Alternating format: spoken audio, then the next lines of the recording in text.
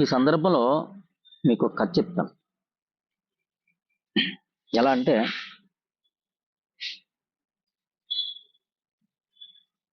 ఒక పులిపిల్ల ఉంది. ఎలా ఉంది అంటే, తల్లి నుంచి వేరుపడిపోయింది. చిన్నప్పుడే ఆ పులి మంద వెళ్తూ ఉంటే ఆ పులి మందలోంచి బిడ్డ వేరుపడిపోయింది అనమాట. వేరుపడిపోయి గ్రామంలోకి వచ్చేసింది. గ్రామంలోకి వచ్చి ఎంత ఉందంటే చిన్ని పిల్ల అనమాట. అది చిన్ని పిల్ల. గ్రామంలోకి వచ్చిన తర్వాత మేకలను కాచుకునేవాడు ఆ గ్రామ పొలిమేరలోకి వచ్చేసింది. ఆ మేకలను కాచుకునేవాడు ఆ అడవిలోకి వెళ్తున్నాడు అనమాట. మేకలకి మేత వేయటానికి వెళ్తున్నప్పుడు ఇది ఎంత ఉందంటే చిన్ని పిల్లిలాగా ఉంది. పులి పిల్ల కూడా ఎంత ఉంటుంది, పుట్టిన తర్వాత ఇంతే ఉంటుంది కదా. అది చూడగానే పిల్లిలా కనబడింది. పిల్లిలా కనబడి ఆ చూశాడు, దగ్గరికి వెళ్ళి చూసేవాడికి అది పులి. అయినా కానీ పిల్లిలాగా భలే ఉంది అని ఇలా జూలు పట్టుకుని మెడ పట్టుకుని జూలు పట్టుకుని లేపాడు. లేచింది హాయిగా.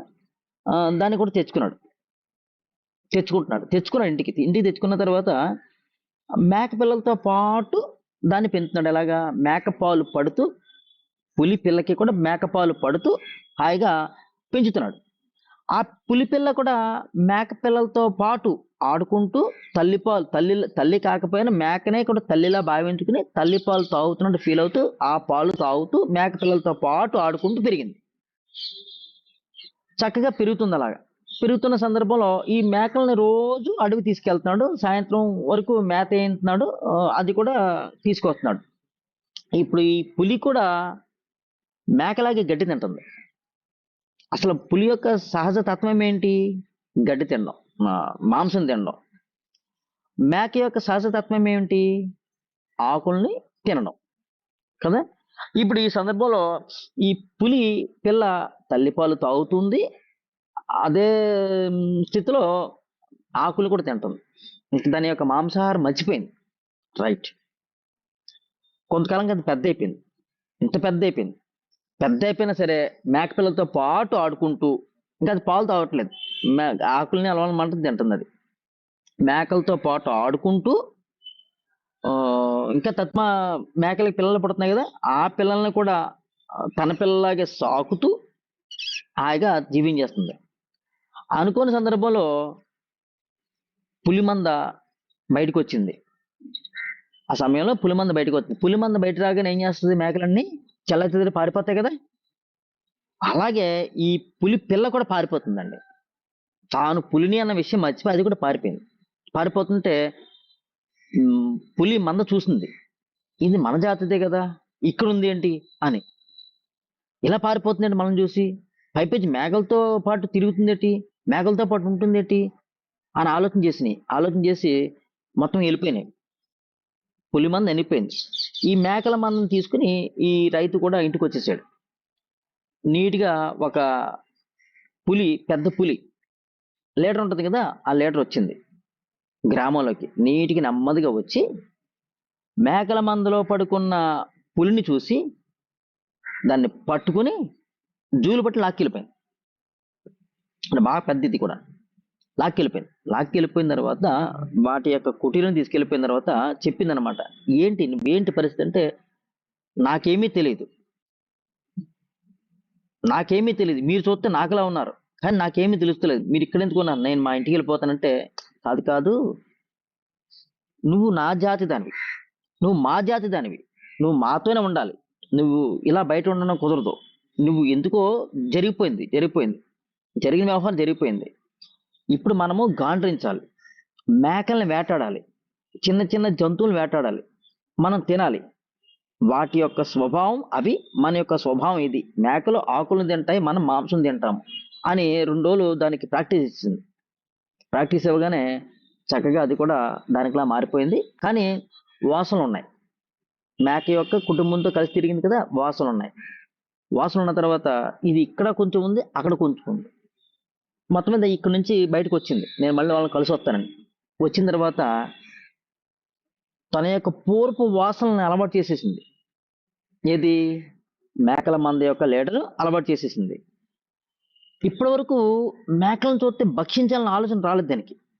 ఎప్పుడైతే మేకలను చూడగానే తన యొక్క పూర్వపు వాసన గుర్తుకొచ్చేసింది. ఎలా గుర్తుకొచ్చేసింది? లీడర్ గుర్తు చేసింది కదా!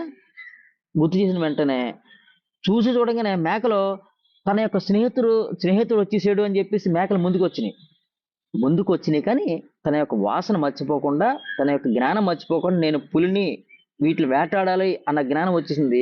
టక్కున వచ్చి వేటాడేసింది. వేటాడగానే మేకలన్నీ కూడా పారిపోయినాయి. మళ్ళీ తస్మా మేకలన్నీ కూడా పారిపోయినాయి. ఒక మేక చిక్కిపోయింది. ఆ మేకను పట్టుకుని వెళ్ళిపోయింది. ఆ రైతు కూడా చూశాడు. ఇంకా ఆ మేకని వీటిని కాపాడుకుంటూ ఆ పులిని రానివ్వకుండా అడ్డు కట్టాడనమాట.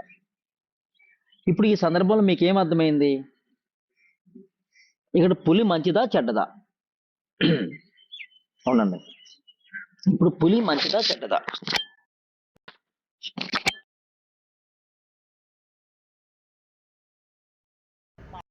గురుజీ, చెడ్డదేని కాదు గురుజీ. దాని స్వభావరీత్యా అది మేకలతో ఉన్నప్పుడు పుట్టెరిగిన దగ్గర నుంచి వాటితో ఉండేసరికి వాటిలాగే ప్రవర్తించింది. కానీ దాని స్థిరత్వం అంటే దాని అసలైన తత్వం అనేది మళ్ళీ ఇంకో పులి గుర్తు చేసేసరికి మళ్ళీ దాని ఒరిజినాలిటీలోకి వచ్చేసింది. హరే కృష్ణ గురుజీ. అంటే దాని యొక్క సహజతత్వం మర్చిపోయింది కాబట్టి తన యొక్క సహజతత్వాన్ని లీడర్ గుర్చేసింది. సో వచ్చేసింది. ఇప్పుడు మేకలు మంచిగా చెడ్డ అంటే మేకలు మంచివే, పులి చెడ్డదా మంచిదంటే పులి మంచిదే. దేనికదే మంచిది, కానీ దేని స్వభావం దానికి ఉన్నది. ఓకేనా? అట్లానే మేక యొక్క స్వభావం మేకకు ఉంది, పులి యొక్క స్వభావం పులికి ఉంది. ఆ పులి లీడర్ ఏదైతే గుర్చేసిందో తన యొక్క స్వభావాన్ని గుర్తుకొచ్చేసింది. అదేవిధంగా ఇప్పుడు మనం అందరం ఎవరు అంటే భగవంతుని యొక్క బిడ్డలము, భగవంతుని యొక్క స్వరూపాలము, భగవంతుని యొక్క తత్వాలము, భగవంతుడివే మనం. అలాగా భగవంతుని యొక్క బిడ్డలము, భగవంతుని యొక్క ప్రతిబింబాలము, భగవంతుని యొక్క స్వరూపాలము, భగవంతుడమే. ఆ విషయం మర్చిపోయి నేను కేవలం స్వామినారాయణ అనుకుంటూ, నేను కేవలం ఫలానా అనుకుంటూ, నేను కేవలం ఇదే అనుకుంటూ ఉండిపోయి మనం మర్చిపోయి మన సహజ తత్వాన్ని మర్చిపోయి మనం జీవిస్తున్నామంతే. ఇప్పుడు గురువు మనకేం చేశాడు? నువ్వు కేవలం శరీరధారలో కాదు, నువ్వైతే నేనైతే కేవలం శరీరం కాదు, మనం ఈ బుద్ధులం కాదు, మనం ఈ చిత్తాన్ని కాదు, మనం ఈ అహంకారాన్ని కాదు, మనం ఈ మనసు కాదు, అసలు మనం ఏదీ కాదు, మనం ఎవరు అంటే అది అని గుర్తేసాడు. ఇప్పుడు అదే అని గుర్తేసిన తర్వాత నిరంతరం నేను అది అని గుర్తేసుకుంటూ ఉంటామా? అది కింద ఉంటామా? చెప్పండి.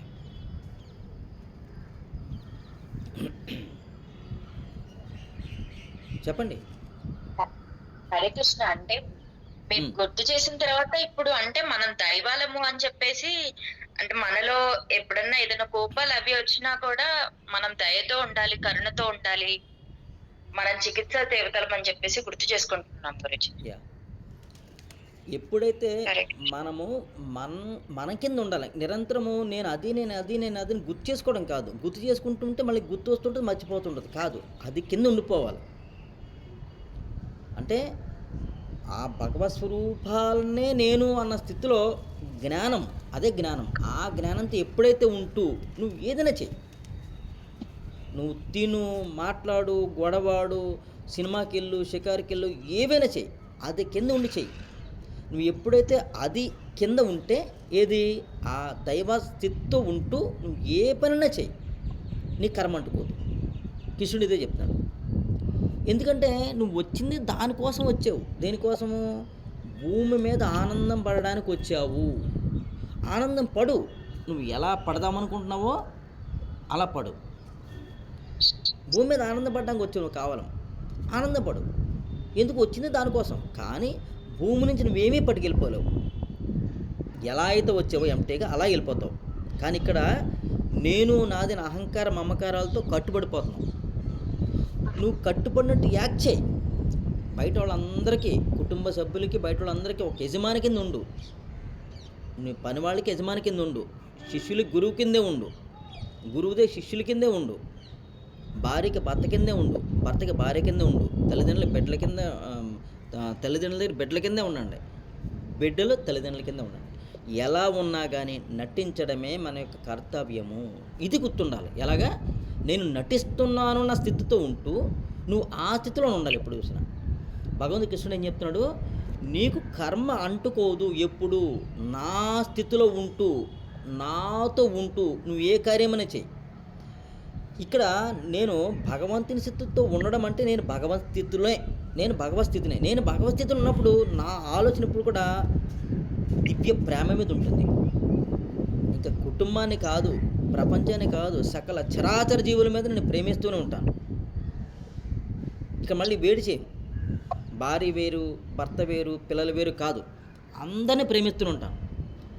ఇదే స్థితిలో అందరిని శిక్షిస్తూనే కూడా ఉంటాను నేను.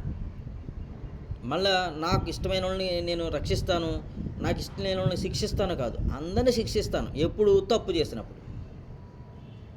ఎప్పుడు? తప్పు చేసినప్పుడు శిక్షిస్తాను. చూడండి, భగవంతుడు కరుణామయుడు అంటాము కదా, దయామయుడు అంటాము. మరి భగవంతుడు మనల్ని శిక్షించట్లేదా? మనం బాధపడుతున్నాం కదా, అనారోగ్యం వచ్చి బాధపడుతున్నాం కదా, కష్టాలు వచ్చి బాధపడుతున్నాం కదా, దుఃఖం వచ్చి బాధపడుతున్నాం కదా. మరి దయామయుడు మనల్ని దుఃఖాన్ని తీర్చాలి కదా, దయామయుడు మనల్ని రక్షించాలి కదా. సునామీలు వస్తున్నాయి, ఫ్లడ్స్ వస్తున్నాయి, భూకంపాలు వస్తున్నాయి, తీవ్ర అనారోగ్యాలు వస్తున్నాయి, ఎన్నో వస్తున్నాయి. మరి అన్నిటిని భగవంతుడు కాపాడాలి కదా. ఎందుకు కాపాడలేదు అంటే శిక్షిస్తున్నాడు అక్కడ. ఎందుకు శిక్షిస్తున్నాడు? ధర్మాత్ముడు కాబట్టి. ఎలా? భగవంతుడు ఎవరు? ధర్మాత్ముడు కాబట్టి శిక్షిస్తున్నాడు. మనం అంటాము మీరు దయామయులండి, మీరు ధర్మాత్ముడండి, మమ్మల్ని కాపాడాలండి. ఎందుకు కాపాడుతాడు? ధర్మాత్ముడు అన్నామంటే ధర్మం ఎక్కడుందో అక్కడ ఆత్మీయుడు. ఆత్ముడు. ధర్మ అంటే ధర్మం. ధర్మం అంటే జాలి, దయ, కరుణ ఇత్యాది లక్షణాలను కూడా ధర్మంలోకి వస్తాయి. ఓకేనా? ధర్మ ఆత్ముడు. ఆత్ముడు అంటే ఆత్మ కలిగిన వాడు. ఓకేనా? ఎవరైతే ధర్మ ఆత్మతత్వం కలిగి ఉన్నారో వాళ్ళని రక్షిస్తాడు భగవంతుడు. అర్థం చేసుకోండి. ధర్మ ఆత్మతత్వం ఎవరైతే కలిగి ఉన్నారో వాళ్ళని రక్షిస్తాడు పరమాత్ముడు. దానికి వ్యతిరేక స్థితితో ఎవరైతే ఉన్నారో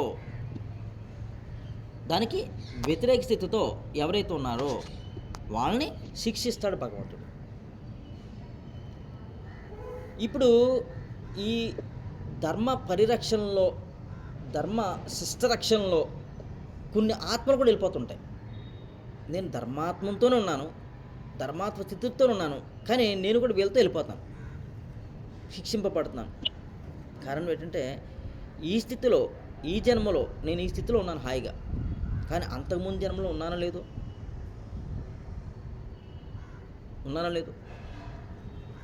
పైపెచ్చు ఈ క్షణము, ఈ టైంలో భగవంతుల్లో కలిసిపోయే స్థితి ఏమో నాది. నా టైం కూడా వీళ్ళ టైంతోనే కలిసిందేమో. కాబట్టి శరీరం వదిలేయాలంటే కాకతాళీయంగా వదిలేయచ్చు, తెలియకుండా నిద్రలో వదిలేయచ్చు, కొంతమంది అనుకుని వదిలేయచ్చు, కొంతమంది అనారోగ్యం వచ్చి వదిలేయచ్చు. మనం చెప్పుకునేది వరకు మనం ఏదో రకంగా వదులుతాం ఖచ్చితంగా, వదలకుండా మాత్రం భూమి మీద ఉండం. ఆ స్థితిలో మనము ఈ టైంలో అలా వెళ్ళిపోయే అవకాశం ఉందేమో. అందుకే వీళ్ళందరితో పాటు కూడి ఉన్నాం. శిష్టరక్షణ చేసే స్థితిలో ఆ టైంలో మనం ఉన్నాం. కాబట్టి వారితో పాటు మనం కూడా వెళ్ళిపోతాం. కానీ వెళ్ళిపోయిన తర్వాత డివైడ్ అయిపోతాం. ఇక్కడ భూమి మీద నుంచి వెళ్ళిపోయేంత వరకు ఇక్కడ కనబడతాము, వెళ్ళిపోయిన తర్వాత డివైడ్ అయిపోతాం. ఎవరు ఎక్కడికి వెళ్ళిపోవాలో అక్కడికి వెళ్ళిపోతారు, నరకానికి వెళ్ళిపోవాలి నరకానికి వెళ్ళిపోతారు, దైవస్థితిలోకి వెళ్ళిపోవాలి దైవస్థితిలోకి వెళ్తారు, స్వర్గంలోకి వెళ్ళిపోవాలి స్వర్గంలోకి వెళ్ళిపోతారు. సో ఇప్పుడు మనం నేర్చుకోవాల్సింది ఏంటంటే, భూమి మీద మనం పుట్టిన తర్వాత మనం ఎవరో మర్చిపోయాం కాబట్టి, మనల్ని మనం గుర్తు చేసుకున్నాం కాబట్టి, మనల్ని మనం గుర్తు చేసుకున్న స్థితితో ఉండిపోవాలి. ఓకేనా? నేను ఎవరు అంటే తెలుసుగా, ఆత్మస్వరూపాన్ని. ఆత్మస్వరూపంగా ఎలా వచ్చాను అంటే నేనే విడిపోయి ఆత్మస్థితితో ఆత్మల్లా మారిపోయాను. ఎన్నో ఆత్మలే ఉన్నాయి, ఒకటే ఆత్మ, కానీ అనుకుంటున్నాను ఈ అనుకోవడం కూడా బాహ్యమే. ఇది కూడా మర్చిపోయి నేను ఒక్కటే, అదే నేను అన్న స్థితితో నిరంతరము జ్ఞానస్వరూపంతో జ్ఞప్తి చేసుకోకూడదు, జ్ఞప్తిలో ఉండాలి. జ్ఞప్తి చేసుకోవడం వేరు, జ్ఞప్తిలో ఉండడం వేరు. జ్ఞప్తి చేసుకోవడం అంటే ఎప్పటికప్పుడు మర్చిపోతున్నాం మళ్ళీ గుర్తు చేసుకుంటాం అనమాట. కాదు, జ్ఞప్తిలోనే ఉండాలి. ఎలా ఎలా అంటే మీ భర్త మీకు తాళి కట్టాడు, ఓకేనా? మీ భర్త మీకు తాళి కట్టాడు. ఇప్పుడు మీ భర్తను నిరంతరం గుర్తు చేసుకుంటారా మీరు? ఇతను నా భర్త, ఇతను నా భర్త, ఇతను నా భర్త అని గుర్తు చేసుకుంటారా? ఆల్రెడీ ఉండిపోతుందండి కదా. నరసింహ గారు,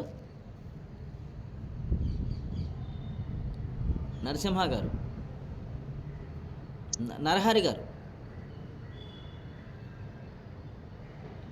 గురూజీ చెప్పండి గురూజీ. ఇప్పుడు మీ భార్యకి మీరు తాళి కట్టారు. అవును గురూజీ. ఈమె నా భార్య అని మీరు గుర్తు చేసుకుంటారా? మీరు భర్తలా ఉంటారా? భర్తలాగా ఉంటాను గురూజీ. సురేష్ గారు?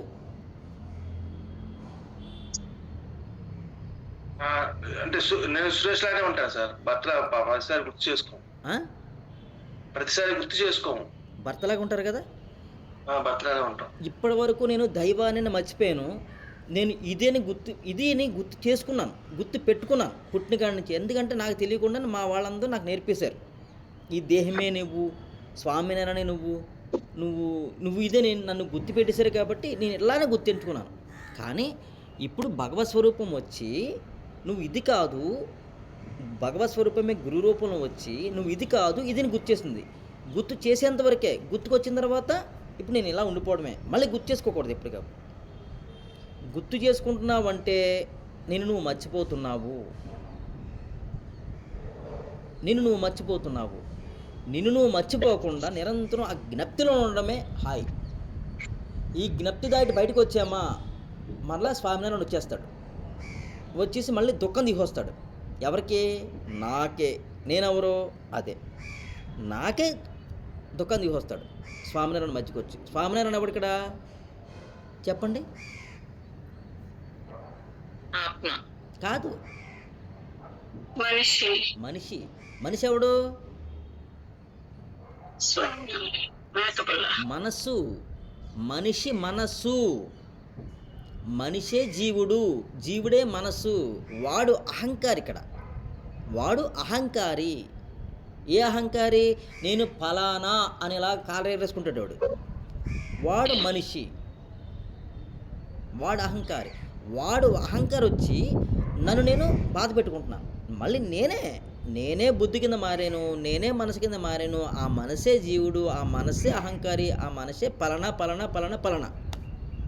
వాడొచ్చి ముసుగు దొంగ అనమాట. ఎవడు? వాడు ముసుగు దొంగ. ఆ ముసుగు దొంగ మనల్ని పాడు చేసేస్తాడు అనమాట. ఆ ముసుగు దొంగని పట్టుకుని లోపల పెట్టేయాలి జైల్లో. ఏ జైల్లో? అంతర్గృహంలో బంధించాలి. మళ్ళీ బయటకు వస్తే చలాయించేస్తుంటాడు, వీరత్వం చలాయించేస్తుంటాడు. కాబట్టి వాడిని పట్టుకుని బంధించి అంతర్గృహంలో పెట్టాలి. అంతర్గృహం అంటే ఏంటి? నా స్వరూపంతో మమేకం చేస్తూ ఉండాలి. నా స్వరూపంతో ఎప్పుడైతే మమేకం చేస్తున్నానో వాడి యొక్క సహజ లక్షణాలు మర్చిపోతుంటాడు. ఇంతకీ వాడెవరు? మనసు కూడా ఎవరు చెప్పండి కదా. వాడి సహజ లక్షణం ఏంటి? వికసించి పరమాత్మలో కలవడం. కాదు, పరమాత్మ యొక్క సహజతత్వమే మనసు కూడా. అది మర్చిపోయి మాయలో పడిపోయి నేను అనుకుంటుంది అది. అందుకోసమే దాన్ని తీసుకెళ్ళి బంధించాలి, అంతర్గృహంలో పెట్టాలి. అంతర్గృహంలో పెడతామంటే తనతో కలుపుకుంటూ ఉంటే, ఎప్పుడైతే ఆత్మ తనతో కలుపుకుంటూ ఉంటే మనస్సుకి తన యొక్క సహజ లక్షణం వచ్చేస్తుంది, సహజ తత్వం వచ్చేస్తుంది. అప్పుడుది నేను ఇదేని మర్చిపోతుంది, నేను అదేని గుర్తుండిపోతున్నాను. అది ఎప్పుడైతే గుర్తుండిపోతే కలిసిపోయింది. అంతే స్థితి. బాగుందా? హరే కృష్ణ గురుజీ. ఒక చిన్న డౌట్. ఇప్పుడు మీరు అన్నది బాగుంది గురూజీ. మనల్ని మనం గుర్తించుకుంటూ మన మనసుని పరమాత్మతో కలపడం అనేది అక్కడ వరకు క్రియ వరకు బాగుంది. కానీ మన చుట్టుపక్కల వాళ్ళు మనల్ని మళ్ళీ వెనక్కి లాగుతా ఉంటారు కదా గురూజీ. అప్పుడు మీరు అన్నట్టు అలా ఎలా ఉండగలము? అదే కదా ఇప్పుడు చెప్తున్నాను. లాగడం అనేది వారి వారి స్వభావ సహజ స్థితి. నిల్చోవడం అనేది నా యొక్క స్వభావ సహజ స్థితి. నేను ఎంతవరకు నుంచుంటున్నానో, నేను ఎంతవరకు జారిపోతున్నానని నా మీద ఉంటుంది, నా సెల్ఫ్ కంట్రోల్ మీద ఉంటుంది. అర్థమైందా? ఇప్పుడు నన్ను అసలు నాకు మందు తాగడం అలవాట్లేదు, అలవాటు చేసే నాకు. ఇప్పుడు మందు తాగడం తప్పు, నాకు అనారోగ్యం వచ్చేస్తుంది నాకు తెలిసిపోయింది. ఇప్పుడు ఆ మందు తాగితే నేను చనిపోతాను అని తెలుసు. ఇప్పుడు ఎవరన్నా బలవంతం చేసి నేను మందు తాగుతానా, మందు తాకుండా ఉంటానా? ఎందుకు? మందు తాకుండా ఉంటే నేను బ్రతుకుతాను, నాకు బ్రతుకు మీద ఆశ ఉంది కాబట్టి కదా. మందు తాగితే నేను చనిపోతాను అని డాక్టర్లు చెప్పి నాకు కూడా తెలిసిపోయింది ఆల్రెడీ. ఇప్పుడు ఎంత బలవంతం చేసి నేను వెళ్ళను కదా, తాగను కదా. అట్లానే నా స్వరూపాన్ని నేను మర్చిపోతున్నాను అన్న స్థితి జ్ఞప్తి నాకు నిరంతరం ఉంటే కనుక, నేను స్వరూపమే నాకు గుర్తుంది, నా స్వరూపాన్ని మర్చిపోతున్నాను జ్ఞప్తి నాకు ఉంటే కనుక, ఎంతమంది ప్రలోభ పెట్టినా నేను మారను. నేను మారుతున్నానంటే దానికి ఎడిట్ అవుతున్నాను. నీకు అర్థమైందా? నేను మారుతున్నానంటే దానికి ఎడిట్ అవుతున్నాను. అంటే నా స్థితి కంటే కూడా వారి స్థితితో కలవడం నాకు ఇష్టము అని అర్థం. నాకు ఇప్పుడు ఉన్నాను, ఇక మద్రాసుకు వచ్చాను. నేను మద్రాసులో ఉన్న నేనే, రాజమండ్రిలో ఉన్న నేనే, మీతో ఉన్న నేనే, నాతో ఉన్న నేనే మద్రాసు వచ్చి ఇక్కడ చుట్టాలతో కలిశాను. నేనే రాజమండ్రిలో ఉండి కుటుంబ సభ్యులతో ఉన్నాను. నేనే మీతో ప్రస్తుతం జూమ్ క్లాసులో ఉన్నాను. నన్ను నేను మర్చిపోనుగా, మర్చిపోను, ఎప్పటికీ మర్చిపోను, జ్ఞప్తిలోనే ఉంటాను. ఇది బాహ్యంలో ఏదైతే జ్ఞప్తిలో ఉన్నానో అంతరంలో కూడా నేను అన్న స్థితితో నేను ఉండాలి. దీన్ని వదిలేయకూడదు. ఇప్పుడు నేను స్వామినారాయణ మర్చిపోయి మీతో వచ్చేస్తానా? లలిత ఇంట్లోకి వచ్చేస్తాను, నేను స్వామి ఇంట్లోకి వచ్చేస్తాను. నేను వస్తాను, వాళ్ళు ఆహ్వానిస్తే, వాళ్ళు ఉంచినా కూడా ఎంతకాలం ఉంటాను నేను? ఒకరోజు ఉంటాను, 2 రోజులు ఉంటాను, 4 రోజులు ఉంటాను. మీరు ఉంచినా కానీ లలిత ఇంట్లో ఎక్కువ రోజులు ఉన్నానుగా. ఎంత బలవంతం పెట్టి ఉంచినా కానీ ఉన్నాను. ఎందుకంటే నాకు ఒక ఇల్లు ఉంది, నాకు ఒక కుటుంబం ఉంది. నా ఇంటికి వెళ్ళాల్సిన బాధ్యత నాకు ఉంది, నా కుటుంబంతో ఉండాల్సిన బాధ్యత నాకు ఉంది కదా. లలిత ఎంత నన్ను ఇంట్లో అట్టి పెట్టేసినా, స్వామి నన్ను ఎంత ఇంట్లో అట్టి పెట్టేసినా నేను వెళ్ళిపోవాలి. అదేవిధంగా లలితకి ఒక స్వ విషయం ఉంది, స్వ అనుభవం ఉంది, స్వ కుటుంబం ఉంది. గురువుని తీసుకొచ్చి ఇంట్లో ఎంతకాలం పెట్టుకుందామన్నా పెట్టుకోలేదు. తనకు కుటుంబం ఉంది, తనకు ధర్మం ఉంది, తన ధర్మంతో తను ఉండాలి. అంటే గురువుతో ఎంతసేపు ఉండగలదు? అంతసేపు ఉండగలదు, అంతకంటే ఎక్కువసేపు ఉండలేదు. ఎన్ని రోజులు ఉండగలదు? ఎన్ని రోజులు అంటే కొంతకాలం మటుకు ఉండగలదు, అంతకుమించి ఎక్కువ ఉండలేదు. అదేవిధంగా బాహ్యంలో ఏదైతే మనం ఆచరణలో పెట్టుకుంటున్నామో ఆంతరంలో కూడా నేను ఇది అని మర్చిపోకుండా, నేను ఇది ఏది కాదు, నేను ఇది అని మర్చిపోకుండా నేను అది కింద ఉండాలి. ఏ అది కింద? స్వామినారాయణ కింద ఉండాలి. పాత్రానుసారము, పాత్రకు అనుగుణంగా ఎంతవరకు ఉండాలి అంతవరకు ఉంటూ, అది నాటకము అని భావనతో ఉంటూ వచ్చేయాలి. ఆ సమయంలో కోప్పడవలసిన అవసరం ఉంది, కోప్పడాలంతే. ఆ సమయంలో ప్రేమించాల్సిన అవసరం ఉంది, ప్రేమించాలంతే. ఇదంతా కూడా నాటకమే, ఇదంతా కూడా నాటకం తీసుకోవాలి. అర్థమైందా? ఈ సమయానికి తల్లికి బిడ్డకి, తల్లిలా ఉంటూ బిడ్డకి భోజనం పెట్టాలి. ఈ సమయానికి భార్యలా ఉంటూ భర్తకి భోజనం పెట్టాలి. ఈ సమయానికి శిష్యురాలుగా ఉంటూ గురువు సేవ చేయాలి. ఇది నాటకము. లోపల ఒకటి ఉంటుంది, అది సత్యం. అది సత్యం. ఆ సత్యాన్ని మర్చిపోకూడదు. ఓకే, బాహ్యంలో నాకు గురువు ఉన్నారు, ఆ గురువు నాకు జ్ఞానోపదేశం చేస్తున్నాడు, ఆ గురువుతో నేను మమేకమే ఉండాలి. తప్పు కాదు. నాకు తల్లిదండ్రులు ఉన్నారు, నన్ను భూమి మీద తీసుకొచ్చారు కాబట్టి నేను వారితో ఉండాలి. ఇది తప్పు కాదు. ఎంతవరకు ఉండాలంటే బాహ్యంగా కలవడం ఎంతవరకు అనేది మన యొక్క సందర్భాలోచితంగా ఉంటుంది. సందర్భంగా ఆలోచించడం ఉంటుంది. ఉంటాము బాహ్యంలో, కానీ ఆంతరంలో మాత్రం మర్చిపోకూడదు. గురువు దేవుడితో సమానం, ఆయన ఉన్నాడు కాబట్టి నేను ఇలా ఉన్నాను అని లోపల ఉండిపోవాలి. బాహ్యంగా కలుస్తున్నప్పుడు మనందరం బాహ్యం నిజం అనుకుంటున్నాము, ఇది శాశ్వతం అనుకుంటున్నాము. కాదు. గురువు ఉపదేశం చేశాడు కాబట్టి గురువుని ఎప్పుడు జ్ఞప్తిలో ఉండాలి. భూమి మీద తల్లిదండ్రులు దిగొచ్చారు కాబట్టి మనల్ని తల్లిదండ్రులు ఎప్పుడు జ్ఞప్తిలో ఉండాలి. ఇక్కడ భూమి మీదకి వచ్చాం కాబట్టి, కానీ ఆల్రెడీ నేను అదే స్థితిలో నాలో ఉండాలి. అర్థమైంది మీకు అందరికీ? అది అన్న స్థితి ఎప్పుడు నాలో ఉండాలి. నేను అదే.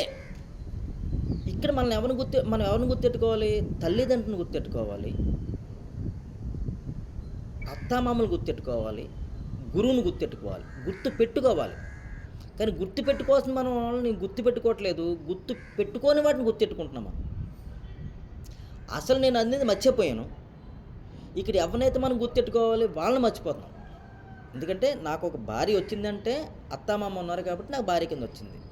సో అత్తమామ మర్చిపోకూడదు.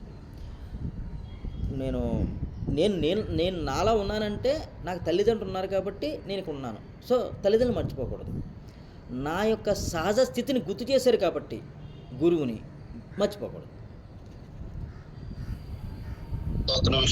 హరే కృష్ణ. చెప్పండి. ఇప్పుడు మీకు కూడా మీ జీవితంలో ఒక గురువు కాదు, ఒక సమయానుసారం 2, 3, 4 ఉండుండొచ్చు కదా. మరి ఎవరిని మీరు గురువుగా భావిస్తారు? మిగతా వాళ్ళని విస్మరించాలా? వాళ్ళని కూడా ఏనండి, మంచి క్వశ్చన్ సార్. నాకు బాహ్య విషయాల్ని ఎవరైతే జ్ఞాపకం చేశారో వాళ్ళని గుర్తెట్టుకుంటాను. ఎవరైతే నాకు ఆత్మజ్ఞానాన్ని రుచి చూపించారో వాళ్ళని ఇంకా బాగా గుర్తెట్టుకుంటాను. ఎందుకంటే నన్ను పరిచయం చేశాడు, నా గురువు నన్ను పరిచయం చేశాడు, నన్ను పరిచయం చేశాడు. ఆయన నాకు పూర్తి గురువు. ఇంకా బాహ్య విషయాలు గురువు కాదు. ఎందుకంటే ఇక్కడే వదిలేయాలి అన్నీ కూడా. ఎందుకంటే నేను అక్కడి నుంచి వచ్చాను కాబట్టి నన్ను అక్కడికి గుర్తు చేశాడు కాబట్టి నాకు ఆయన నిజమైన గురువు. బాహ్య విషయాలు చాలామంది గుర్తు చేస్తుంటారు. చదువు చెప్పిన వాళ్ళు, విద్యలు నేర్పిన వాళ్ళు, వీళ్ళందరూ కూడా మామూలుగా ఇక్కడే మర్చిపోతారు. నేను వాళ్ళని మర్చిపోతాను, వాళ్ళు నన్ను కూడా మర్చిపోతారు. కానీ ఎవరైతే ఆత్మజ్ఞానాన్ని రుచి చూపించాడో ఆ గురువుని మనం మర్చిపోకూడదు. దాంట్లో కూడా 2, 3 ఉండొచ్చు కదా. దాంట్లో కూడా 2, 3 మీకు ఎవరైతే బాగా మనసుకి హత్తుకుందో వాళ్ళని తీసుకోండి అని చెప్తానుగా. ఓకే, మీకు అర్థమైందా? ఇదంతా కూడా మనస్సే. నా మనస్సుకి ఎవరైతే అంగీకారం కింద ఉందో వాళ్ళని గుర్తుపెట్టుకోండి, వాళ్ళని మర్చిపోవద్దు. వాళ్ళే మిమ్మల్ని తీసుకెళ్తారు ఎక్కడికి? మీ స్థితిలోకి. దాన్ని దారి చూపించడం అంటారు. గురువు అంటే గురి. ఆ గురి చూపించేవాడే గురువు. వదిలేయకూడదు. అలాంటి గురువుని పట్టుకొని వారితో ఉండండి.